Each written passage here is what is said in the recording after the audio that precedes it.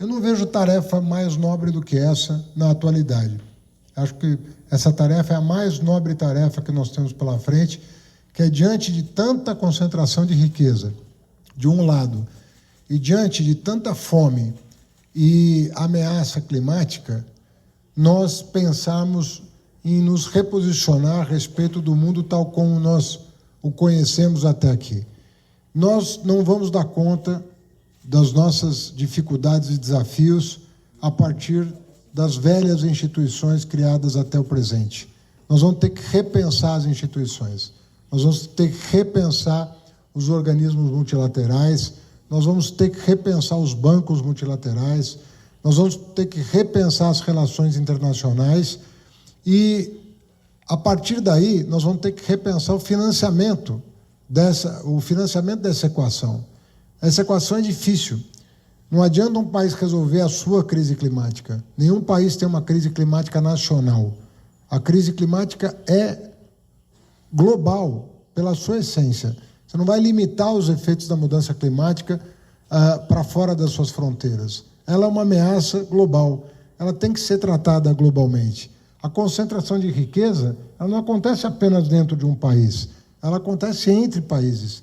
Se você comparar a renda per capita do país mais rico com a renda per capita do país mais pobre, só isso já deveria ser suficiente para assustar qualquer pessoa diante da disparidade que existe entre os países, que talvez seja ainda maior do que a disparidade que existe entre indivíduos de um mesmo país.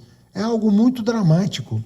E o Brasil tem que dar a sua contribuição, porque a desigualdade é uma marca do Brasil, é a marca da nossa história. Nós, até hoje, temos diante de nós o desafio de diminuir a desigualdade. Por alguns períodos históricos, nós conseguimos fazer isso, com muito esforço da sociedade, do Estado, das empresas, mas com resultados bastante modestos até aqui. Embora tenhamos superado alguns dramas, né, do passado longínquo, nós ainda temos muita coisa para fazer a respeito das desigualdades internas ao Brasil. E o Brasil é uma espécie de... ele é um pequeno mundo, porque a desigualdade no Brasil é muito parecida com a desigualdade mundial. Então, nós somos aqui um laboratório do que precisa mudar, do que precisa encontrar um caminho de alteração. E a pauta socioambiental, ela é uma pauta que exige necessariamente repensar os mecanismos de ação. Nós não vamos dar conta com mecanismos nacionais. Nós precisamos nos coordenar internacionalmente para que isso tenha uma consequência. A OCDE, ela deu um exemplo muito importante. Talvez, se não fosse o exemplo da OCDE, nós não teríamos os intelectuais, economistas, pensadores, não teriam chegado às conclusões que estão sendo debatidas hoje num fórum privilegiado como é o G20. Mas o pilar 1 e 2 foi uma demonstração de que é possível a cooperação internacional em termos de taxação para benefício mútuo de todos os países envolvidos. O que o Brasil está propondo, e obviamente nós não temos a pretensão de apresentar a solução pronta e acabada, a nossa ideia é reunir os elementos da academia, da política, para que essa solução seja desenhada por muitas mãos, mas o que o Brasil está pretendendo nesse G20 é oferecer uma proposta de uma espécie de pilar 3 da OCDE.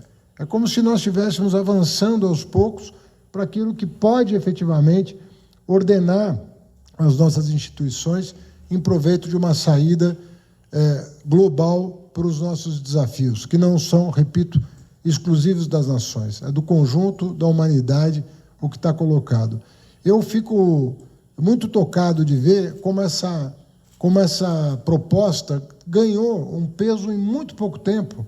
Nós temos países que talvez vacilassem em manifestar uma adesão a uma coisa que pode ser disruptiva, mas nós tivemos países do G7 já se manifestando a favor, nós tivemos países da Europa se manifestando a favor, ou seja, há uma consciência de que algo precisa ser feito, até porque os próprios países ricos hoje são vítimas do movimento de capitais. Eles próprios não conseguem fazer uma taxação dentro das suas fronteiras sem a cooperação internacional. Então, Então, essa é uma iniciativa que pode beneficiar a humanidade, se for bem desenhada, de uma forma inédita. Talvez nós nunca tenhamos pensado em algo tão progressivo do ponto de vista de criar as condições financeiras para enfrentar os desafios globais, como está sendo pensado nesse G20. Eu acredito que a decisão do presidente Lula de trazer para o G20 um tema tão importante quanto esse, e, dentre outros, né, porque a questão da fome, a questão da mudança climática está associada à questão do financiamento, mas pensar estruturalmente esses problemas, do começo ao fim, eu penso que é uma novidade que veio para ficar. Eu duvido que essas teses que estão sendo debatidas aqui vão sair da agenda. Elas entraram para ficar na agenda. E não há outra forma de mantê-las na agenda sem a participação da sociedade civil. Não vai ser em gabinetes que nós vamos fazer essas coisas eclodirem, essas coisas aflorarem, essas coisas se consolidarem institucionalmente. Quanto mais participação tiver, melhor. E eu penso que, muitas vezes, o movimento social carece de uma ideia-força. Às vezes você simplesmente expressa uma rebeldia em relação ao status quo, sem colocar nada no lugar. E as coisas se dissipam e se superam. Aqui não. Aqui nós estamos sendo rebeldes, mas colocando uma proposta na mesa. Estamos nos insurgindo contra esse estado de coisas, mas, ao mesmo tempo, apontando um caminho.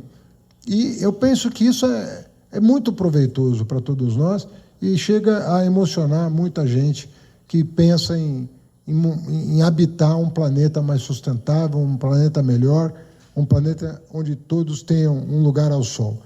Tanta fartura, né, em meio a tanta pobreza, eu penso que nós podemos efetivamente avançar na direção de algo razoável, que seja bom para todo mundo e que aponte um caminho de superação dos problemas que estão sendo enfrentados. Então, eu louvo a participação de cada um de vocês, muito importante vocês estarem aqui, né, apoiando o debate, e eu penso que esse G20 pode ser um G20 histórico se todos os membros do grupo efetivamente se debruçarem sobre esse tema e talvez terem a ousadia de dar esse passo que vai ser um grande passo para todos nós, um grande passo que pode recuperar algo que saiu de cena. Hoje você pergunta para as pessoas se elas sonham e têm esperança, e a maioria diz que não. Eu penso que nós podemos estar a um passo de fazer as pessoas voltarem a sonhar e ter esperança em dias melhores. Obrigado.